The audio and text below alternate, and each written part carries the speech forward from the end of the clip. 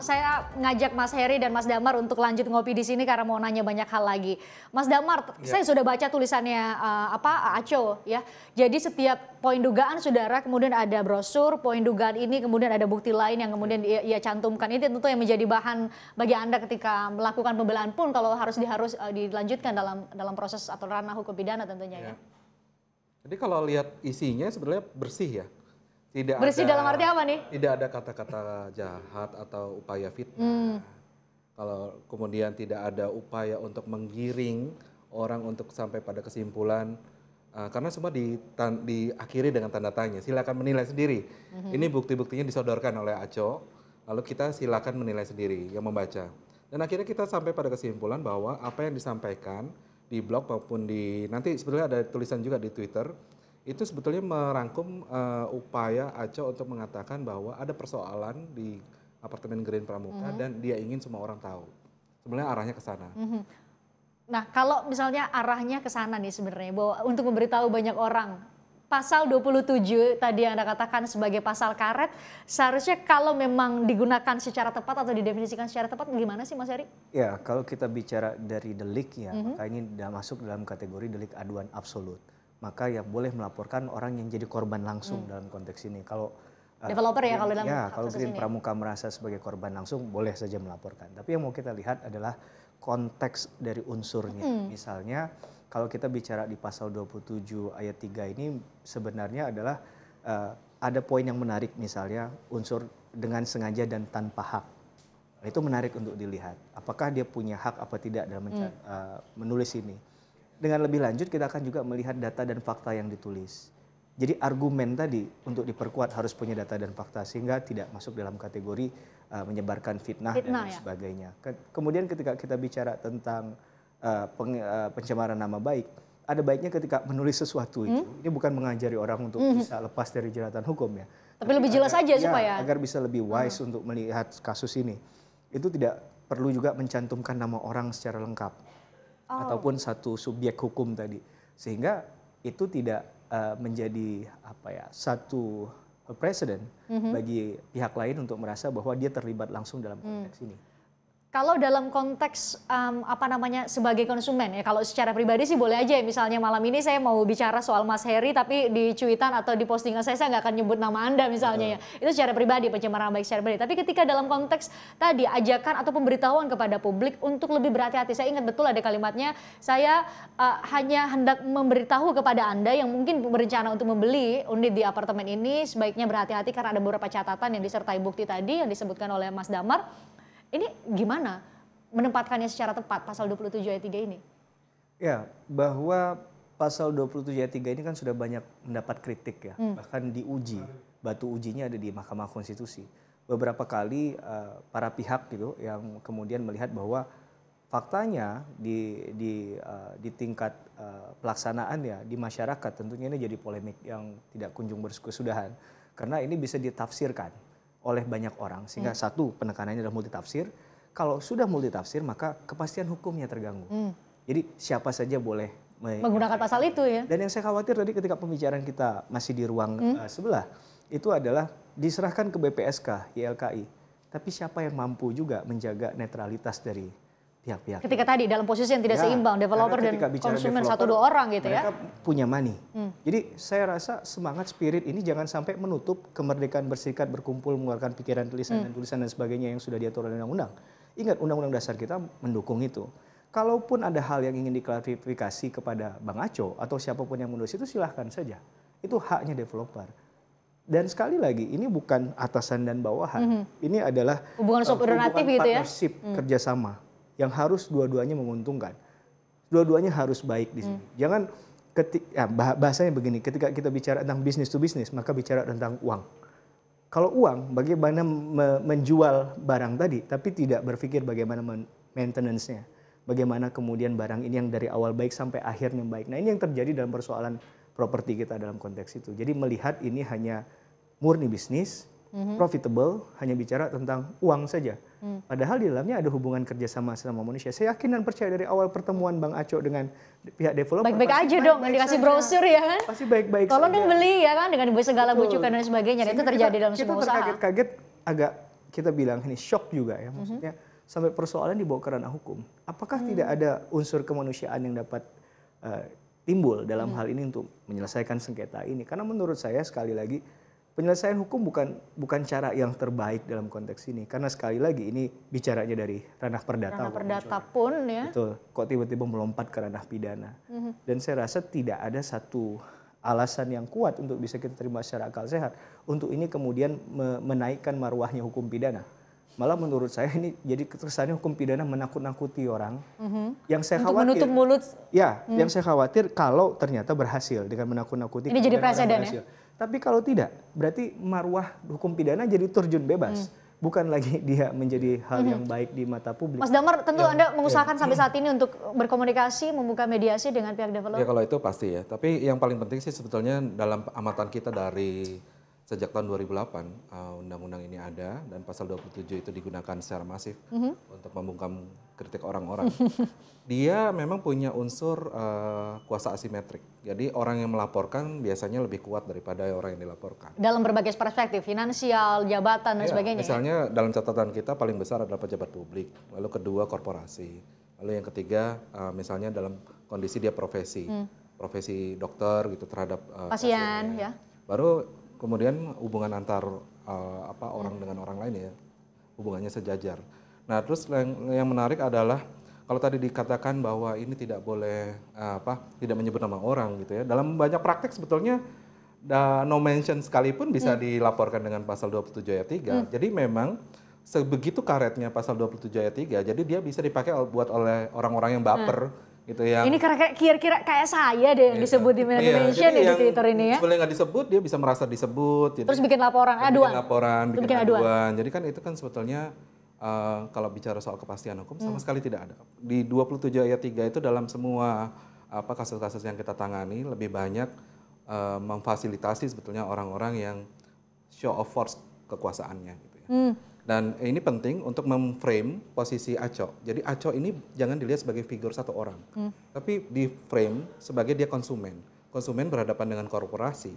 Dalam fakta ya itu seharusnya kan kalau dalam hubungan bisnis sejajar. Tapi dalam hal ini dia dalam posisi ditindas. Dan sudah dia dalam posisi di bawah dilaporkan juga pakai pasal 27 ayat 3 yang mengarah pada pepenjaraan. Jadi itu kan memang betul-betul kalau saya melihat ya memang sudah jadi besok orang takut dong kalau sebagai konsumen. Ada lagi keadilan sebetulnya untuk konsumen Indonesia ya kalau mau melihat konsekuensinya Nah ini dua-duanya ahli hukum nih, jadi saya mau minta pendapat. Sebaiknya seperti apa meletakkan ini supaya nggak ada yang kemudian jadi ada hubungan subordinatif dalam konteks harmonisasi peraturan perundangan ya, ada undang-undang perlindungan konsumen, kemudian undang-undang ITE tadi. Sebaiknya seperti apa kita melihatnya dalam tataran yang proporsional? Saya sebagai konsumen masih berhak atau punya hak, punya kebebasan untuk berkeluh kesah dalam tanda petik tanpa melanggar hak orang lain juga karena batasan hak seseorang adalah hak orang lain. Tapi juga jangan sampai saya ditakuti atau bahkan ditutup mulutnya hanya karena takut tadi. Ada orang yang lebih besar atau yang punya posisi yang lebih kuat dari saya bisa pakai pasal 27. Ya intinya pencemaran nama kan sebetulnya orang merasa dirugikan gitu ya. Ya kita kembalikan aja kalau memang ada kerugian, maka ranah penyelesaian yang menurut saya yang terbaik adalah perdata. Perdata itu ya buktikan kerugiannya, kemudian kita selesaikan. Kalau memang bisa orang ini bersalah ya lakukan apa yang harus dia lakukan, apakah membayar. Nah sekarang kalau sudah terlanjur masuk ke ranah pidana? Nah tapi kalau sistem hukum kita memberi ruang itu diatur dalam ranah pidana. Nah yang paling penting sebetulnya dalam ranah pidana pencemaran nama itu ada tingkatannya. Dalam KUHP bahkan ada 6 derajat ya Mas ya. Ada penghinaan ringan sampai kemudian dia penistaan. Jadi nggak bisa semua dipukul rata dengan orang sekedar nge-tweet dengan rasa emosional dengan orang yang intentionally memang sedang melakukan pencemaran nama baik. Itu kan ada perbedaan besar dari orang yang sedang berusaha menyampaikan ke publik dengan orang yang memang tujuannya untuk menjatuhkan nama baik seseorang. Jadi kembalikan ke pokoknya. Pokoknya apa? Bahwa ini benar tidak ini adalah pencemaran nama. Lalu kedua dalam derajat seperti apa sebetulnya yang dia lakukan. Mas Heri? Genus hukumnya masuk ke KUHP sebenarnya pasal 27 ayat 3 ini di 310 dan 311 KUHP. Dan memang ini sudah harusnya ditanggalkan dan ditinggalkan. Ini mungkin masih dipakai kalau kita tinggal di zaman kolonial. Karena ini digunakan untuk membungkam orang-orang yang kemudian tadi yang kritis. Jadi secara historis pun sebenarnya pasal itu digunakan secara untuk historical background menurut saya pasal ini sudah bermasalah dari awal. Sehingga Tapi yang menarik kan ada kepentingan di dalam pasal ini yang invisible hands lah kita katakan sebagai tangan-tangan yang tidak terlihat kemudian kita tidak bisa jelaskan di ruangan ini gitu. Tapi yang pasti pasal ini dari awal sudah bermasalah, kemudian kedudukannya tidak fair menurut saya secara pribadi karena bagaimanapun seorang yang jadi produsen itu pernah jadi konsumen. Seharusnya dia lebih punya sisi empati dan simpati. Selama kategori tadi itu masih bisa dapat diberikan ruang permaafan, menurut saya itu jauh lebih baik daripada sekedar hanya menyoal orang kemudian masuk ke ranah hukum pidana apalagi mempenjarakan orang. Tujuan dari hukum acara pidana kita pun sudah tidak berbicara bagaimana deterrent effect ataupun membalas dendam tadi. Tapi bagaimana kemudian reintegrasi sosial. Berarti bagaimana memaafkan dan membuat seseorang tadi yang harusnya dia benar dari awal kemudian salah akhirnya diperbaiki untuk kemudian menjadi benar berikutnya. Jadi cara konsep berpikirnya harus diluruskan. Ada yang menarik itu, karena kita di tahun 2015 melakukan pola pemidanaan terhadap kasus-kasus undang-undang ITE, dan kita temukan paling tidak ada 4 pola. Jadi orang dilaporkan karena apa ya? Pertama mungkin karena balas dendam, dia tidak suka dengan orang itu, jadi ada persoalan konflik yang belum selesai, kemudian memakai undang-undang ITE lah sebagai penyelesaian. Kedua sebagai upaya barter hukum, barter kasus.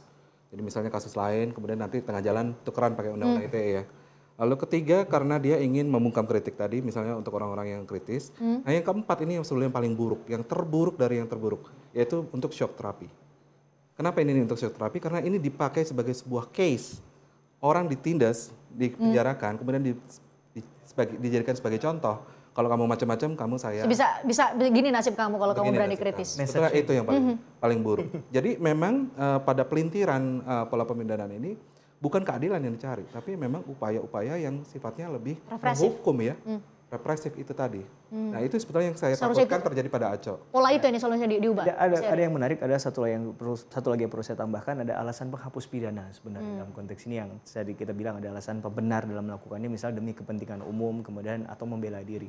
Maka poin itu yang harusnya juga diperhatikan dalam konteks konsumen tadi membela hak-haknya, sejauh mana itu dapat dimaknai benar oleh teman-teman developer. Jadi dengan memaknai itu maka kanal yang tadi kita bicarakan terbuka. Bukan hanya dari satu sisi tapi dari kedua sisi karena hubungan interaksi manusia secara sosial. Ini bukan antara atasan dan bawahan sekali, bukan antara raja dengan rakyatnya, bukan. Ini hubungan biasa yang saling membutuhkan. Menjual apartemen itu kan juga butuh konsumen, bahkan katanya konsumen itu adalah raja. Dan konsumen juga butuh developer. Jadi titik temunya kalaupun bicara bisnis harus bisnis yang ya menguntungkan bagi kedua belah pihak, bukan hanya dari satu pihak saja. Jadi ada banyak hal yang kemudian harus kita tempatkan kembali dari dalam frame berpikir yang tepat ya, nggak hanya kemudian alih-alih melihat ini tadi konteksnya. Saya juga jadi berpikir kalau saya jadi penghuni apartemen, kalau saya kritis, saya juga bisa kemudian tiba-tiba dikenai pasal 27. Kalau pengelolanya baper. Bisa. Nanti kita kenal lagi pas kemudian lagi on air dikira kemudian kita mencemarkan nama baik. Tidak saudara, jadi kami hadirkan, kami bertiga minum kopi, ngobrol ini untuk kemudian menjadi pembelajaran bagi kita semua.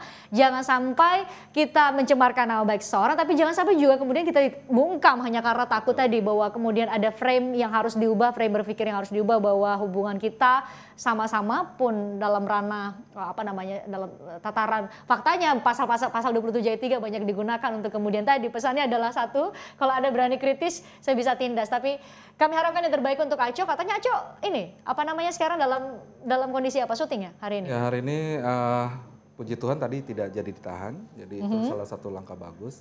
Kita ke depan akan mengupayakan 2 hal sebetulnya, yaitu upaya untuk gelar perkara dan mendorong kejaksaan untuk menerbitkan surat penghentian penyidikan. Meskipun kecil usahanya, tapi kita juga melakukan upaya-upaya hukum lain sehingga kita tidak diam sebetulnya. Kita ingin bahwa ada penyelesaian terbaik untuk kasus ini. Sebenarnya kita harapkan mediasi ya. Betul. Ya Mas Heri ya. Ya, jadi maksud saya kalau bilang save Acu juga save Green Pramuka. Jadi dua-duanya harus. Jadi jangan hanya terkesan nanti kita melihat dari satu titik, tapi benang merahnya harus adil untuk keduanya. Ya, dan mediasi adalah jalan terbaik sebenarnya. Mediasi adalah jalan yang terbaik. Out of court settlement itu adalah penyelesaian sengketa yang paling baik, yang ada win-win solution tadi. Kalau win-lose itu nggak usah mainnya di mediasi, kita langsung ketemu saja di pengadilan. Nggak perlu ada proses-proses lain, padahal hukum kita memberikan prepare ke mediasi kalau sebelum kita masuk ke proses penyelidikan, apalagi kalau harus masuk ke persidangan. Jadi pembelajaran betul untuk kita semua hari ini, saudara. Kita belajar banyak soal upaya-upaya yang bisa kita lakukan kalau terjadi suatu hari. Kita harapkan tidak sih sama sekali, tapi kemudian ini menjadi pembelajaran untuk semua. Terima kasih, silakan dinikmati lagi kopinya Mas Heri Firmansyah, pengamat hukum, dan juga Mas Damar Julianto sudah hadir di Sapa Indonesia Malam.